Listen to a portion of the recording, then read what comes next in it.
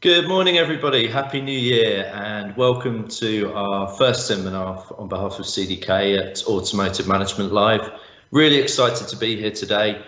We've got a panel covering off one of the most important themes, I believe, in the industry, which is on connected retail, connecting our ecosystem, how we actually integrate solutions and products across suppliers to make, the automotive industry significantly better advanced than it is today in terms of our customer base. And our customer base is you guys, the dealerships, and of course our manufacturer partners as well. So I think it's fair to say, over the last 12 months, there's been a huge amount of challenge provided by both Brexit and COVID.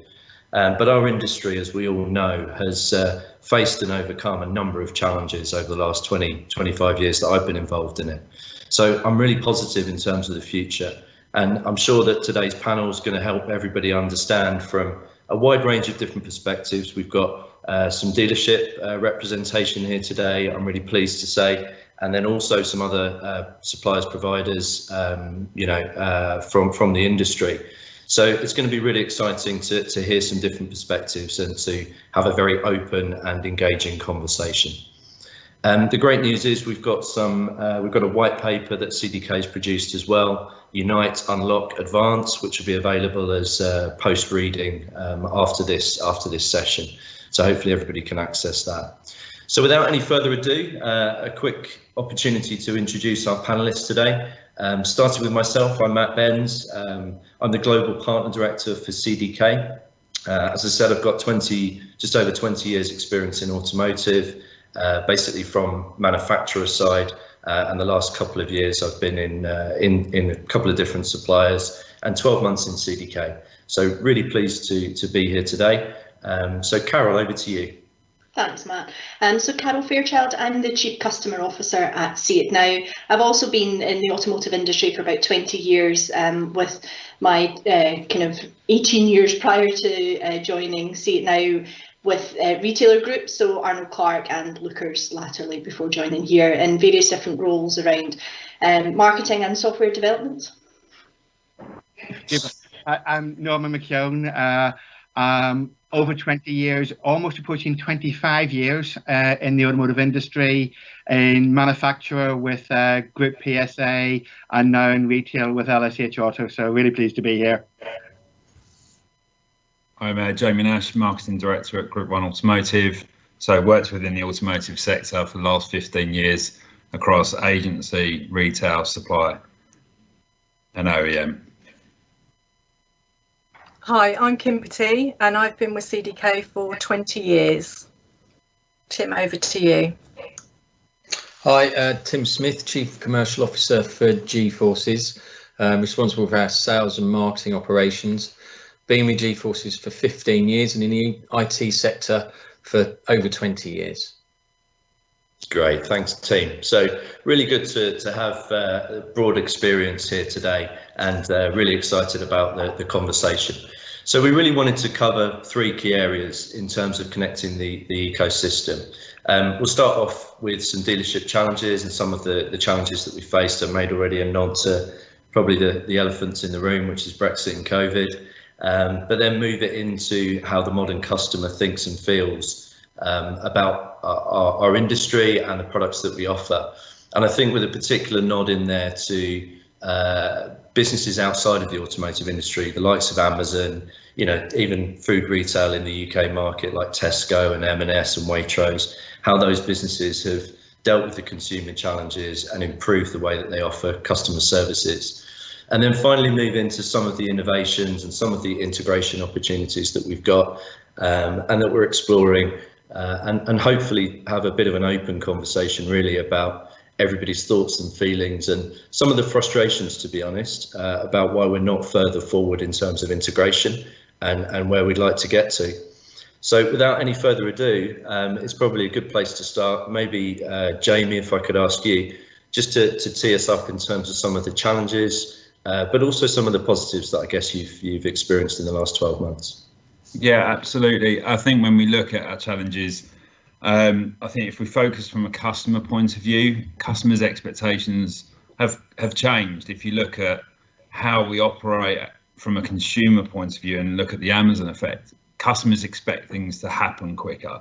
They're looking for frictionless processes and speed in any transaction.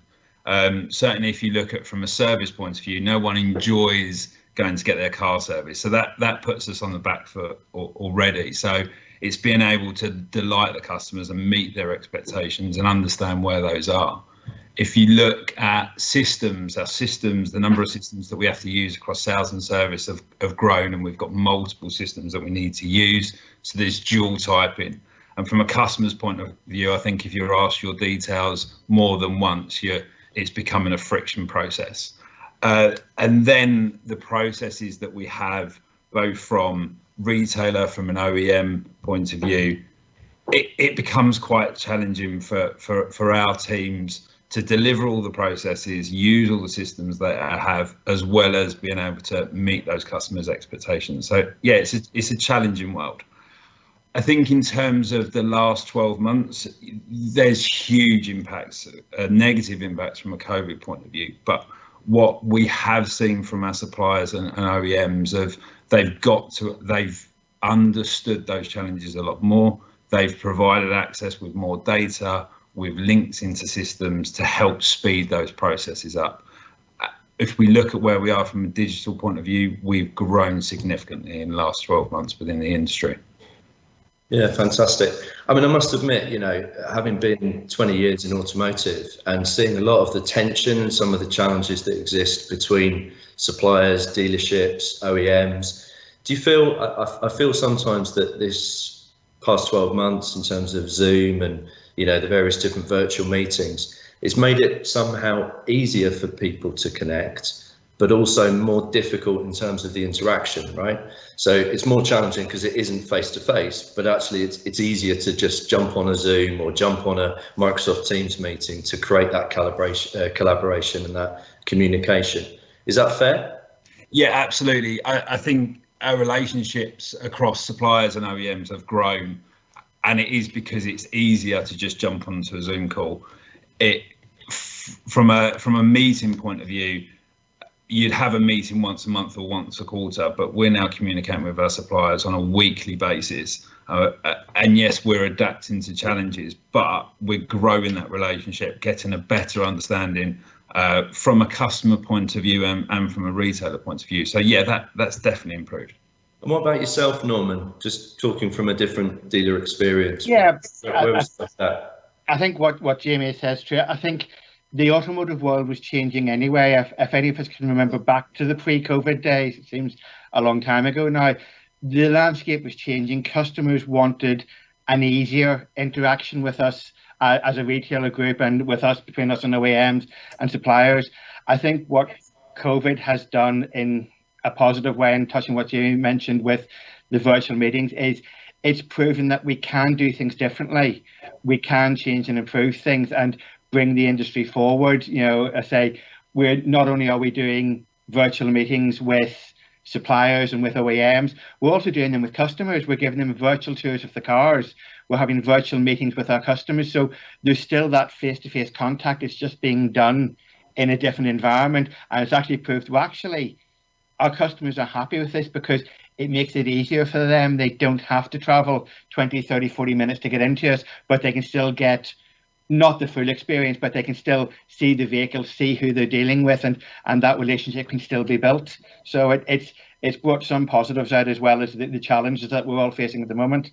And what sort of partners have been providing those solutions? What sort of companies? I mean, I know you've got the contactless service provided by the key drop provided by Chetwick. Have you got other examples of people that are providing solutions for you that are giving those better experiences online? Yeah, I mean, it's pretty much most of our suppliers, and it comes from everywhere. So we look at the ability to interconnect our systems now with seamless data transfer between CDK and between the OEM and between Chetwick, as you mentioned. Our See It Now transfer is a two-way communication between us and the customer. But also even down to suppliers that you may not normally think. Our telecoms company has provided your video platforms to allow us to have video interaction with customers. So I think all the suppliers have realized they need to step up the innovation of support they provide, and not just, sort of provide what we asked for, but actually come to us with innovative solutions. Say, look, we have this facility for you. We think it can help your business. So it's turned traditional customer-supplier relationships into more partnerships where both parties are working to help get the best for all our customers. Yeah, nice one. No, it's probably a good segue as well, because I know Carol's on the panel today. I don't know if Carol, you were mentioned there, See It Now. Maybe good to just jump in and share some of your experiences of what's been happening over the last 12 months and some of the advancements you've made with dealerships to face up to some of the challenges.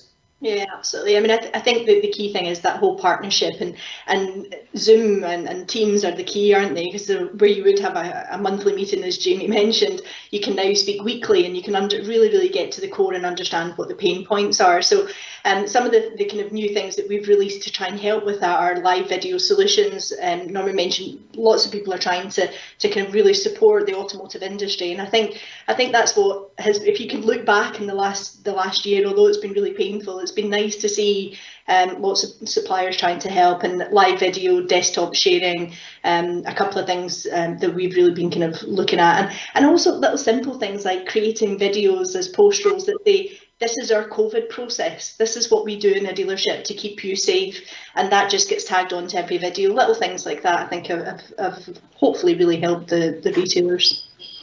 And Jamie, just one final piece before we move on and talk about some of the more customer-facing opportunities or customer-facing elements. Just from your perspective around you mentioned the double keying, I think that's quite important, isn't it, in terms of data and the way that data integrates. Can you just expand on that a little bit for us, because I think that's probably something we want to pick up again in innovation.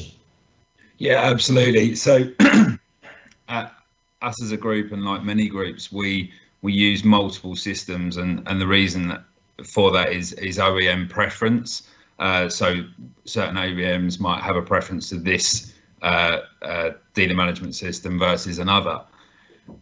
That becomes quite challenging because you are having to use multiple systems, and from a group point of view, you struggle to get a single view of a customer. So we've relied heavily over the last 12 months to work with the likes of CDK and other lead management systems to now integrate so that we can pull multiple sets of data into one single view. That does a number of things for us. From a service advisor for a sales exec, they're only having to use one system. From a customer's point of view, they're only having to tell us their details once. From a CRM point of view, we're able to get a clear view of that customer and where they are, and it's accurate data as well. When we look at a GDPR point of view, that was one of our biggest challenges of having multiple versions of the same record of the same customer. Thanks, Jamie. I think that's going to be a really important factor as we move forward. I would say it, I guess, but as a DMS provider, I think we have a huge part to play in that, whether that's ourselves or any of the other DMS providers out in the market. We're opening up our platform in CDK and looking to really integrate across multiple different partners with the partner program. And I think that's going to be really important in the future to try and overcome some of those challenges with regards to data sharing. So yeah, exciting times ahead.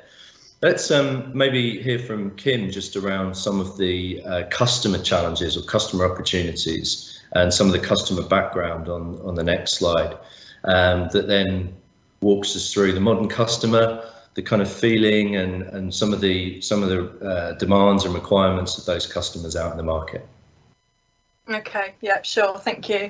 So I think not just from, if we look at it from the end consumer's perspective, but if we look at it from CDK as a supplier and our dealers, a lot more focus, quite rightly, is on that customer journey and creating a seamless customer journey throughout. And I think Jamie picked up on some very key points there. We want to capture that customer data once. You want to remember who that customer is, and you want to give that customer a seamless approach through that entire life cycle of that customer. And if we can take that data and we can capture it by whatever means, so whatever channel that customer might interact with us, and we can capture that data and we can keep that journey on that same path all the way through. I think it just goes such a long way from a sort of a retention perspective and an advocacy perspective, because if you can preempt using that data and that customer journey and refining it along the way, if you can preempt that customer's needs before they do, I know as a customer, you know, it goes a long way that you know what the customer wants before they do. So I think now more than ever, the priority on that customer journey, whether you're a supplier, a dealer or a customer, is just so crucial. And I think we've got the ability with the DMS, with the partners, with the digital technology to really accelerate that now. And I think that that's really exciting. I think that's a real game changer. Yeah, what do the rest of you guys feel about that? How do you think? I mean, the customer's the most important person in the mix. Obviously, they're the ones paying the bills. What's your perspective on that? Do you echo it? You know, do you agree with Kim? Yeah, I think it is. I think customer journey is going to be the differentiator now. You know, our customers are better informed than they've ever been. They come in knowing what their part exchange vehicle's worth, knowing what they're looking to buy. They come in having done all the research. So what's going to differentiate and then really help keep that customer loyalty is us being able to anticipate their needs and give that real customer excellence. That's what's going to really help drive us forward and keep us going. I tend to agree with that as well. I mean, if you want to be successful in business, you have to put customer at the centre of everything. And I think, you know, there's been a significant amount of change in automotive retail, especially over the last few years. Maybe it's a bit slower than other industries to adapt. And I think that's structurally because it's a very, very complex beast. OEMs, retail, number of different services and systems being used, as Jamie mentioned, and are competing, if you like, kind of ownership of the customer as well and the customer experience. But it is shifting culturally. There's definitely, I think, the willingness now to work together, open up information, open up, you know, basically the way that we work as organisations, even competing organisations, talking and sharing that information, because if we don't change, the customer goes to potentially new entrants into the marketplace who do that better than anyone else. Yeah, I think I agree with you, Tim. I think, you know, the challenge has been, like you said, it's about the competing organisations and everybody supplier side sort of seeing each other as competition. I think I sense that that's evolving or maturing over the last couple of years and starting to improve. Because unless we all work together much better moving forwards, we just can't solve some of these really big problems, because the industry is so complicated, isn't it? You know, across new cars, used cars, fleet, aftermarket, you know, parts, service, the whole gamut of stuff that we're looking at in automotive. Not one single business can solve it. We can't solve it at CDK. I don't think you guys could at G-Forces. Certainly, you know, See It Now are the same. You know, even the solutions like we're talking about with Chetwick, it requires everybody to work together in order to create a much more integrated solution to provide what the customer needs. I mean, Carol, from your perspective at See It Now, what's your position with regards to the customer? Because you've done quite a bit of research, I think, in this area, haven't you? Yeah, we have, and I think I echo everything that Kim has said and that Norman kind of said. But the one thing for me is that I think we're quite quick to create this one customer journey, this one sort of seamless journey that we would expect all customers to follow. And I think that's the bit for me, is that we need to be really mindful that each customer is an individual, and we need to have a customer journey or a personalised option that's right for them. And we've recently done a piece of research actually that we'll launch at AM as well, and a couple of things that stood out for there, and as a woman this one would stand out, but one of the things that our kind of female consumer respondents said was that we would find video the most important kind of reason for feeling safe and to trust a retailer to buy a car. But yet, when we asked them how many of them have received a video as part of that purchase, half of them compared to the male counterparts. So why are we sending more men videos than we are women videos when we've got the same amount of female drivers. I don't want to get all political, but it's things like that. I think we need to be mindful that each person is an individual, and we treat them how they want to interact with us as an entity, as us as a business. But also be ready for them to drop in and out of that journey, however they want to drop in and out of it. And that's where the suppliers talking, and I couldn't agree more, Matt. I think as an industry, us suppliers getting together and talking more and opening those channels is something that's absolutely crucial, because having sat on the retailer side and been that person that's stuck in between four suppliers saying it's not me, it's them, and pointing in the opposite direction, there can be nothing more frustrating. And I don't think we've solved it yet, but it's definitely something that I think we all really, really need to work on as an industry. Yeah, fantastic. I mean, I don't know how that sounds to you guys from the dealership side. Does that also, does that line up with where your heads are at?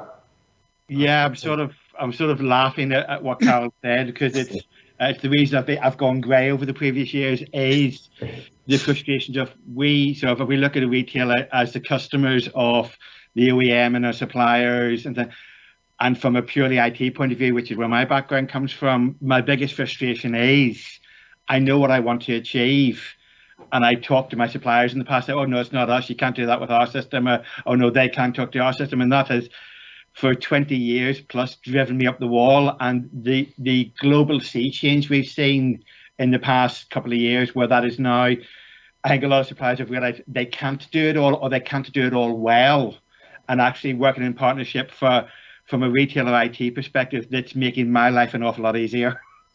Yeah, fantastic. Let's move it forward now and just have a look at some of those innovations that we're trying to achieve in order to try and serve some of those customer needs and to help with some of these challenges that we've talked about. Maybe Tim, if I could hand over to you just for a second. I think there's a number of key themes in my mind. One of which is sort of automotive commerce, or e-commerce we call it, selling cars online, online service booking, which is I know something that we're hoping to launch in the coming months. Yeah. So it'd be great to just hear from your side, with quite a lot of experience I think in this area over the last few years, what your thoughts are on innovation. Well, e-commerce is really a hot topic, obviously. I think a lot of companies in the digital space have been working towards that. I think it's been a desire for a lot of retailers and OEMs to be able to sell and use the digital platforms at their disposal in order to create connections and transactions with individuals, but it's not been in place until recently. And from our perspective, we launched our e-commerce platform almost 20 months ago. And, there were early adopters to it, definitely. But then COVID came along, and basically it was one of the only ways that some of our customers could really stay operational, even with skeleton staff. And in terms of adoption, we're representing now maybe about 23% of franchise rooftops, in under a 12-month period, now have the ability through our platform to transact online. And we're not the only providers, obviously, in the industry. There are retailers that are doing it themselves, and then there are our colleagues and competitors in the industry that are doing it. So it's been an incredible uptake in terms of the use of e-commerce from the retail perspective. The other thing is that there's been a latent demand in the market for it. Yeah. So we know that consumers want to engage with that. Yeah. I didn't want to cut across you, mate. I was just going to ask about, the customer perspective on that, and how that actually, whether those journeys, like Carol was saying, are as slick and quite as effective as they could be. I think there's still some way to go, right, in terms of we've got some solutions in the market, but actually we can improve them quite significantly, I think, over the coming years. 100%. I mean, yeah.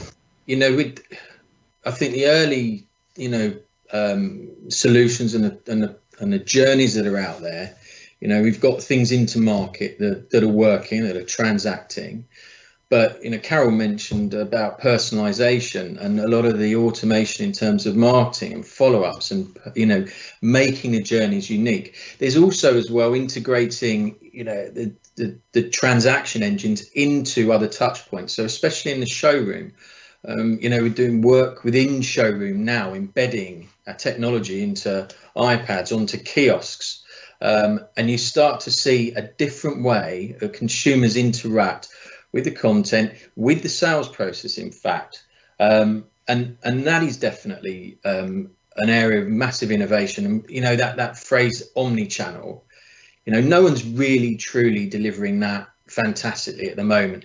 The only real organisations that deliver true omni-channel, like Alibaba out in Asia, where they've got these flood-wired supermarkets. Amazon is starting to do it in the US with their grocery stores, but that's going to start to permeate through the rest of industry and obviously into automotive retail. Maybe just moving it into a different area, Norman, just making a nod back to that contactless delivery and key drop. That seems to be quite a big thing in the industry at the moment. Certainly it's the kind of COVID response. I mean, there's Checkwick, there's eDynamics, there's a number of different providers out there in the market that are looking to try and solve that problem. Sounds like quite an exciting area as well. Absolutely, it is. And I mean, the one we've gone with Checkwick. One of the big drivers for why we went for that was the integration with Autoline. Because again, takes away from what Jamie and others have mentioned, the double keying between systems. And what we were looking for is we were looking at how to maximize the customer experience and look at where our pain points were. And if you look in an after sales arena, it is obviously in the morning, you've got customers dropping their cars off. Some want to stop and talk to the after sales execs. Some just want to drop their keys and go and get on to work and get it all done. So we started looking at, and then with COVID coming in, when we were supporting key workers, this also then developed a secondary, almost unintended consequence of it gave us the ability to have key workers drop their vehicles off in a safe, contact-free environment, which kept those key workers safe so that they can continue to support the country and keep the country running, but also then kept our colleagues safe as well so that they could carry on and do their job. And that has really taken off for us. And for us, it's not a view to look at replacing after sales executives.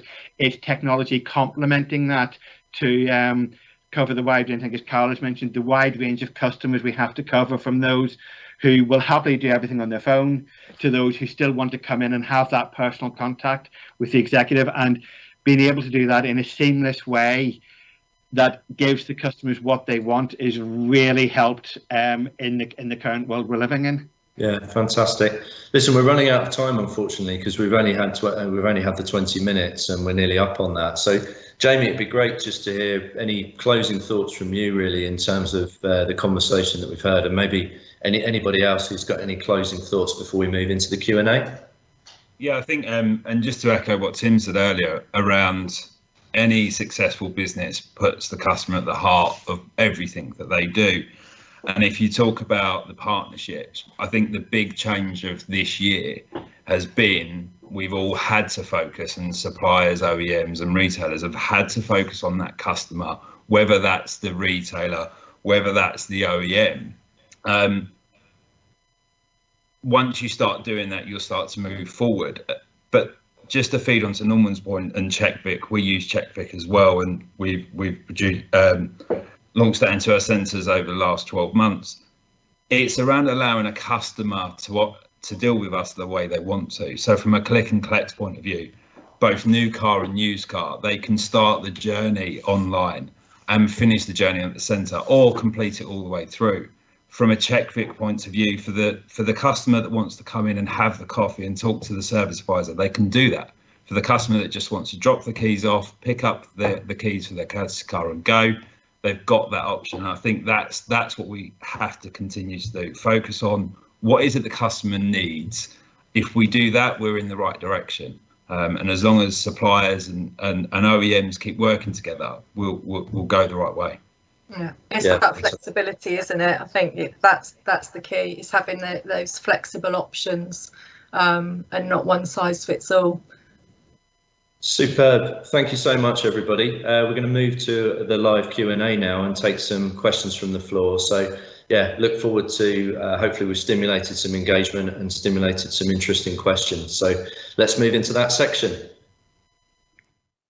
So we've got some difficult questions coming in, so I'll try and be nice, guys.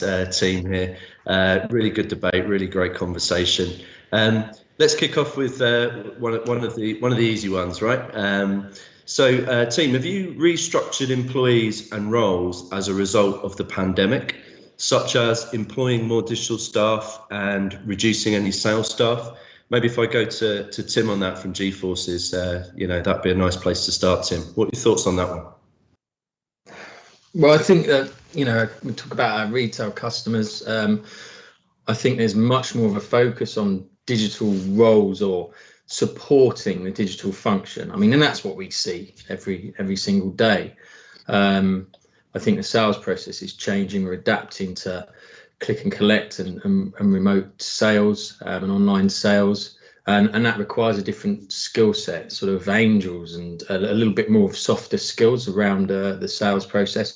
But it also definitely, we've seen over the years, retailers investing in technology specialists. I think the level has gone up incredibly over the last sort of 15 years that we've been involved in the sector, but it's been difficult because the competition for essentially scarce resources, when you're talking about developers and good IT skill sets, the cost is going up. If you look at Apple, for example, I mentioned this a bit earlier, but top end developers, you're on $250,000 a year. Now, most companies in this sector, for example, we can't really compete anywhere near that level. But even if you're looking at entry level, that has gone up considerably.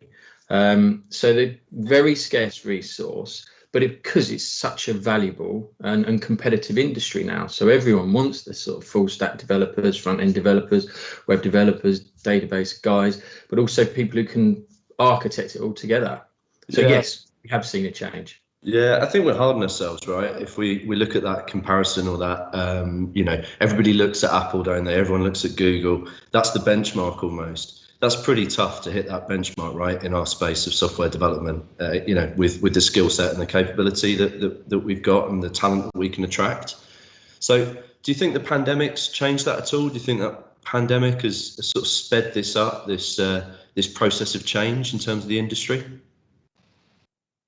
I do, definitely. I mean, in terms of adaptation, the big one that we've seen is the adaptation of e-commerce over the last sort of 12 to 18 months. We went with our e-commerce platform, pretty much no transactions running through it, to about 50 million pounds worth of used vehicles every single month. You're talking about thousands of transactions every single month, and that's increasing.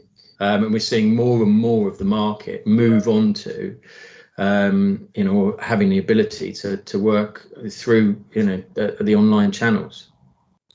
Great, no, that's spot on, I think. So where would you say, if I just we've got a couple of questions here that are more aimed at the dealers around the table. So where do dealers currently sit, guys, in a product versus consumer approach? That's the question that we've had coming through. It's quite a difficult one, I think, for you guys to answer. But what's your view, maybe Jamie or Norman? Jamie, do you want to go first? I think we have to focus on the consumer. I think everything we've said, and actually being able to present in the way that they want to see the information. I think we look at linking those journeys online and within the showroom. But yeah, it's certainly, we've clearly got a product, and it's how to get that to that consumer and how they want to interact with it. And yeah, that's where we've got to get to. Great, spot on. We've got a question here from Helen Price. As you say, technology has moved so fast within the past few months, and also customer expectations. Do you think dealership employees are getting on board, and how are they adapting to the changes? Maybe a good one for you, Norman. I'll give you a quick break, Jamie. You know about it. Yeah, I think so that we've probably moved on more in the past 10 months than we have done in the past 10 years in the industry. And from sort of the IT side of our company, the employees really are getting on board. They're coming up with really innovative ideas. So we've given them the platform to allow them to continue to interact with customers, Teams, See It Now, live video, the integration with CDK and our systems. But they've then been coming up with doing virtual handover video, so a little recorded video for the customer of their car being prepared or the car sitting ready for collection. So I think they really have, and they've actually come with some really great ideas to help, as Jamie mentioned earlier, just to help keep that level of customer service whenever we're in the current world. So yeah, they're definitely coming on board. I've got one. Pick up there, Matt, because one thing that I would say is that we've created a whole load of kind of content to try and encourage user salespeople, service advisors to try and capture video. Exactly as Norman says, lots of people going onto our YouTube channel and going into all our training to try and see how they can make the best use of the tools that are available for them. So I think it's definitely there's an appetite there, I would say. Yeah, and I could just say, you know, from a CDK perspective, we're very much working not just on the product side of things, but on the process side of things. So putting more support in for the dealers on how can we support their process, how can we enhance it, how can we meet the needs of their customers. And that's not always from a product development perspective. It is more around a best practice and a business process. And we're seeing the ability to really accelerate that now, which is great for everybody involved. No, spot on. And just building on that, we've got another question here around how do dealers go about transitioning from a product-centric approach to a customer-focused one if they haven't already done so? And what are the consequences if they don't? I don't know if you want to start us off on that one, Carol, because you've got a bit of experience from both a dealer point of view, a customer point of view, and a supplier side, yeah? It's not a simple question, is it? So I think it's perception and reality, I would say. So I think everybody realises what they need to do is put the customer right at the centre of what they do. And I think the difficulty is then how you put that into practice. Now, there's definitely a huge amount of appetite there. And Jamie, I know you've kind of talked before about how you do that. And certainly at group levels, these great conversations are happening. And then it's again how you cascade that information down through all of your teams within the dealerships to make sure that they understand the why of what it is that they're doing and why the customer should be at the centre and why the customer should kind of lead the conversation and not the other way around. Spot on. And then we've got plenty of questions here. It's almost difficult to keep up with it. But from a Joe Kenworthy, who I don't know, but have you had any resistance from some customers, particularly those less tech savvy, for example, when implementing new tech or innovations? If so, how have you dealt with that? And I guess it'd be interesting to maybe start with Tim in terms of some of the resistance from his dealer customers, and then maybe talk to you guys from a dealer point of view about some actual customers who maybe not that tech savvy. Oh, they can't name any names, can we? That's a shoot ourselves in the foot there. Look, yeah, there is resistance. There's always resistance to change, and it doesn't matter whether it's technology or it's just process. The only way you overcome that is education. And training, keep using and encouraging people to use the technology, to understand it. And so you can't just throw a bunch of tech over the fence and expect organizations to just adapt to it. You have to work with teams to understand why. It's the why that's the most important thing. This is whatever we do, we have to have a narrative behind it. It has to be based on what is actually happening in the market, the statistics, why is it important to the individual, their role and responsibility within that organisation. And if you can unlock that, and that's a psychological thing with an individual, they can very much be, become a champion actually. And we've seen that through the years with every single thing that we've put it, it could be live chat, which we had massive resistance years ago. And, it's in the market, it's just used. Same with e-commerce. So yeah, we see it. Oh, fantastic. And Jamie, maybe if I could ask you just to sort of add a comment to that, maybe it's a really relevant point. We've introduced online service booking, we've introduced self check-in, online purchase, but how do you get a consumer to go through that journey if they're not tech savvy? And actually, that's where suppliers like CDK and See It Now have helped, that actually we can do screen sharing. I think the biggest bit is being able to communicate with that customer and talk them through that journey. I said about allowing a customer to transact with us the way they want to, and I think that's the important bit. But first we have to recognise that they may not be engaging. So are they dropping off within certain pages? So we've done lots of work around reporting, recognising where a customer is in the journey and at what point, and it goes back to omni-channel, at what point do the centres then start to get involved and guide that customer through that journey? Brilliant. No, spot on. I think, what's really exciting is, and I said it right at the start, just to get, a collective together like this of dealers, of suppliers, hopefully some OEM opinions as well moving forward, so that we can be a little bit more joined up. Certainly from my point of view, that I think in the industry is really, really important. I mean, we're just a sort of final couple of questions. I think we're running out of time a little bit here on the Q&A, but has anybody actually seen any concrete results in dealers where integration is advanced, such as increasing CSI scores, reduced overheads, increased sales, faster sales processes, that kind of thing? I think it's tough from a concrete evidence point of view. I think in a lot of things that we've changed, we're early days, but a lot of the systems I've mentioned already makes it easier for a customer to transact, takes out the friction, and really speeds up that process.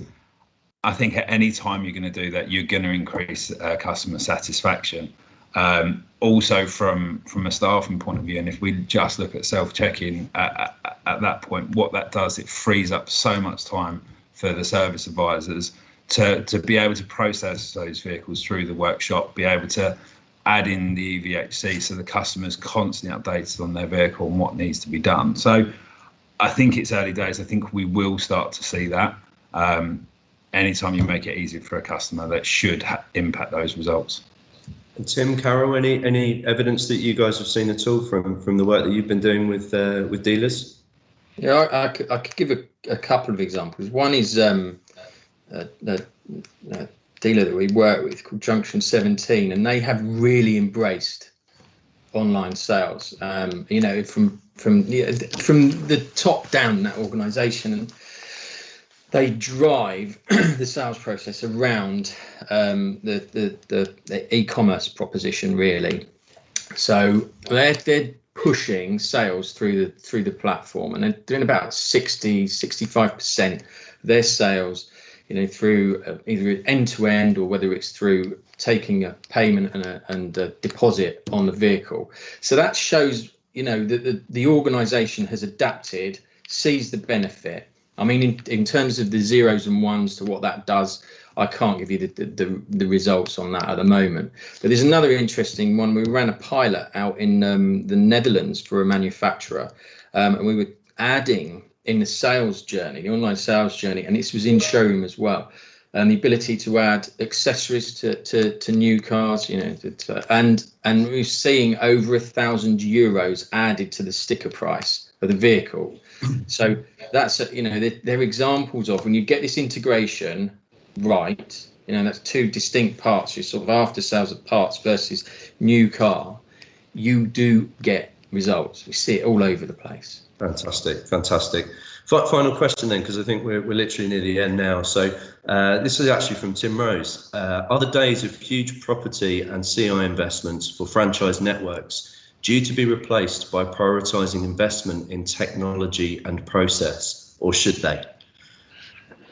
So talking to, the property and CI investments, the history of that and the push for that, and, I guess the different sizing of networks. Maybe Norman, Jamie, I don't know what your thoughts are.